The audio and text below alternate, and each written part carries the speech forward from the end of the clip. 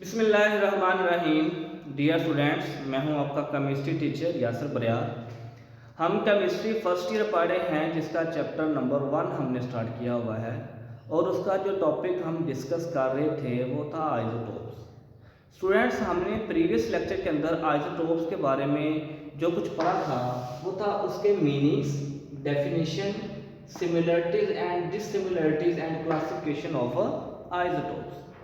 आज के लेक्चर में जो हम आइसोटोप्स के बारे में पढ़ेंगे वो relative abundance of isotopes, occurrence and separation.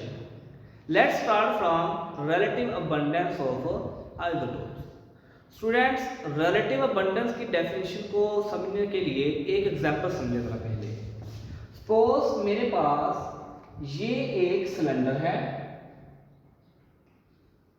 और इस सिलेंडर के अंदर नियोन गैस भरी हुई है और these are the atoms of neon.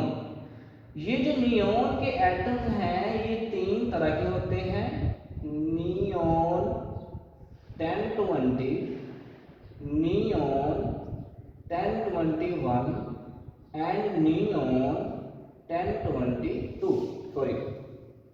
1022। अब ये जो नियोन्स के एटम हैं इनके एटॉमिक नंबर सेम है बट मास नंबर क्या है, डिफरेंट है। So we can say that these are the isotopes. और ये आइसोटोप्स किसके हुए फिर, नियोन के। अब ये जो सिलेंडर है इस सिलेंडर के अंदर ये तीनों ही आइसोटोप्स पाए जा रहे हैं। इट्स मीन कि this cylinder contain the mixture of isotopes. अब इस सिलेंडर के अंदर हर आइसोटोप की कितनी कितनी परसेंटेज पाई जाती है, this is called the relative abundance of isotopes. हम रिलेटिव अबंडेंस को नेचुरल अबंडेंस भी बोलते हैं। कुदरती तौर पर कितनी कितनी परसेंटेज है इनकी। अब इसी को आप डेफिनेशन में लिख दें, the percentage of each isotope in a mixture of isotope of an element is called relative or natural abundance of isotopes. Students, natural abundance को हम मास स्पेक्ट्रोमेट्री से मेजर करते हैं। Relative abundance of N isotope is measured by mass spectrometry.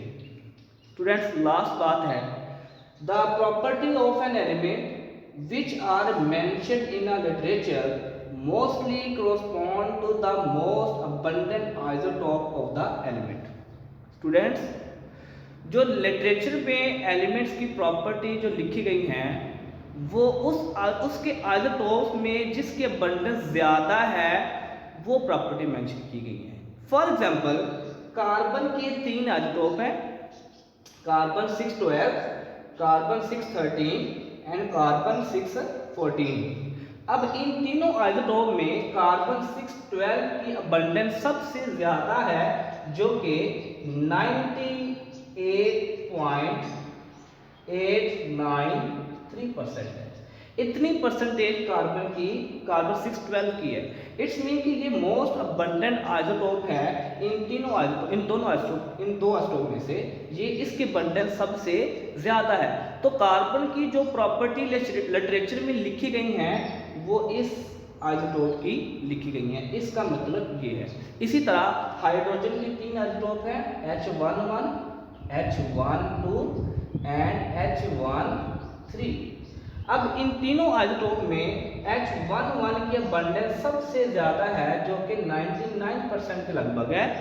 अब इसका मतलब ये हुआ कि हाइड्रोजन की जो भी प्रॉपर्टी लिखी गई है वो H11 की लिखी गई है। स्टूडेंट्स, अब हम डिस्कस करते हैं occurrence of an isotopes. Isotope 2 type के होते हैं, natural isotope and artificial isotope. जो नेचुरल आइसोटोप होते हैं ये नेचुरली एग्जिस्ट करते हैं और जो आर्टिफिशियल आइसोटोप होते हैं ये खुद प्रिपेयर करवाए जाते हैं। जो नेचुरल आइसोटोप हैं ये 280 हैं, उनमें से जो 240 हैं ये स्टेबल हैं और 40 जो हैं वो अनस्टेबल है। जो अनस्टेबल है वो रेडियो एक्टिव है, क्योंकि रेडियो एक्टिव खुद रेडिएशन खारिज करते हैं इसलिए ये अनस्टेबल होते हैं। और जो आर्टिफिशियल आइसोटोप हैं ये 300 हैं और ये सारे के सारे अनस्टेबल हैं। और आर्टिफिशियल आइसोटोप कैसे प्रोड्यूस करवाए जाते हैं? Bye nuclear disintegration. ये क्या होता है? Breakage of nucleus by high speed of alpha particle. जब हाई स्पीड अल्फा पार्टिकल की न्यूक्लियस के ऊपर बम्बार्डमेंट की जाती है तो न्यूक्लियस ब्रेक डाउन होता है और इस प्रोसेस के जरिए से आर्टिफिशियल आइसोटोप को तैयार करवाया जाता है। स्टूडेंट्स, ये जो 4 पॉइंट्स हैं ये बड़े ही आसान हैं। इनको याद करने का आसान तरीका ये है कि इनमें से ये जो 2 पॉइंट्स हैं ये एलिमेंट्स के लिए हैं और ये जो 2 पॉइंट्स हैं ये आइसोटोप के लिए। हम स्टार्ट करते हैं फर्स्ट पॉइंट से। फर्स्ट पॉइंट में ये है कि ऐसे एलिमेंट्स जिनके एटॉमिक नंबर ऑड है, जैसे 1, 3, 5, 7, 9 ऐसे, ठीक है। तो ऐसे एलिमेंट्स जिनके एटॉमिक नंबर ऑड हैं उनके 2 से ज़्यादा स्टेबल आइसोटोप कभी भी नहीं होते हैं। जैसे कि हाइड्रोजन है H11, H12, H13, हाइड्रोजन के 3 आइसोटोप हैं, इनमें से ये 2 स्टेबल आइसोटोप हैं, ठीक है, क्योंकि ये नेचुरली एग्जिस्ट करते हैं। देखिए अब इसका एटॉमिक नंबर 1 है, ऑड है, तो स्टेबल कितने इसके आइसोटोप हैं? 2 हैं। इसी तरह सिल्वर, ठीक है, 47 इसका एटॉमिक नंबर है, ठीक है, तो ऑड है तो इसलिए इसके भी 2 ही स्टेबल आइसोटोप होंगे। इसी तरह क्लोरीन 17 ऑड है, इसी तरह बोरोन 5, तो इनके एटॉमिक नंबर ऑड है, इनके 2 स्टेबल आइसोटोप होंगे। तो फर्स्ट पॉइंट है कि in general elements with odd atomic number almost never possess more than 2 stable isotopes. Next देखें, अब ऐसे एलिमेंट्स जिनका एटॉमिक नंबर इवन है उनके आइसोटोप बहुत ज्यादा होते हैं। जैसे कि टिन है, टिन का एटॉमिक नंबर 50 होता है। इसी तरह कैडमियम का 48। इसी तरह निकल, जो निकल है उसका एटॉमिक नंबर 28। अब अगर देखिए ये सारे ही जो एटॉमिक नंबर हैं वो इवन है और इनके जो आइसोटोप हैं वो भी बहुत ज्यादा हैं।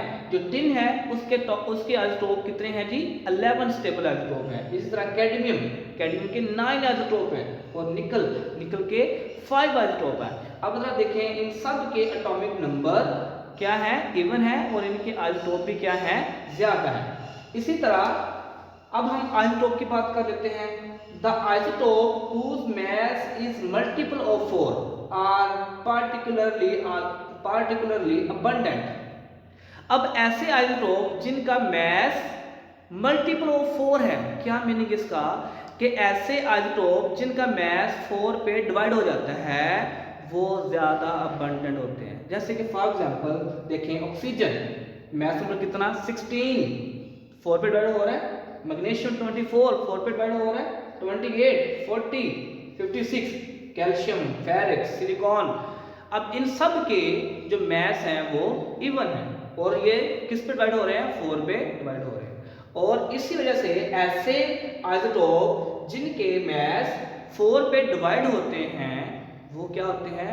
मोर अबंडेंट होते हैं। तो ये जो 5 आइसोटोप हैं ये अर्थ क्रस्ट का, हमारी जो अर्थ है इसका 50% पार्ट इन आइसोटोप से मिलके बना होता है। इसलिए हम कह सकते हैं कि ये आइसोटोप मोस्ट अबंडेंट है।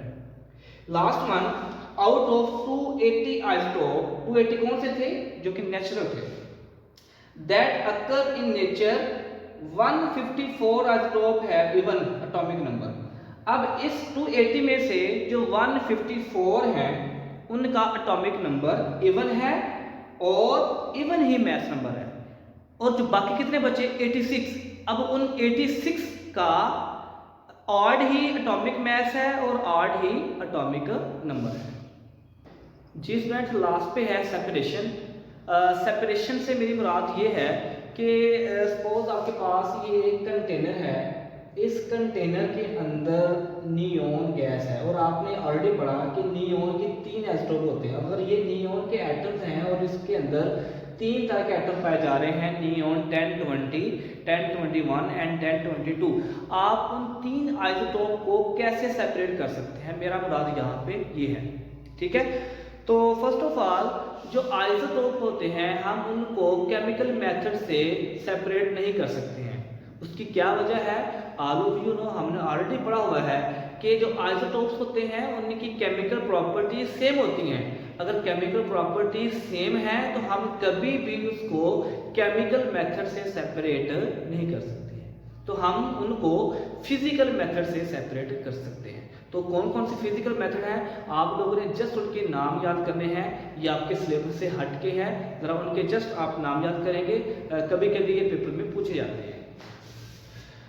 जो फर्स्ट मेथड है फिजिकल मेथड वो है gaseous diffusion, thermal diffusion, distillation, ultracentrifuge, electromagnetic separation, and last one is laser separation. All of these are physical method by which we can separate the isotopes. हम इन method के जरिए से isotope को separate करते हैं। Students, ये था आज का हमारा टॉपिक। अल्लाह ताला आपको अपने हिफ्ज़ व ईमान में रखे। अल्लाह हाफिज़।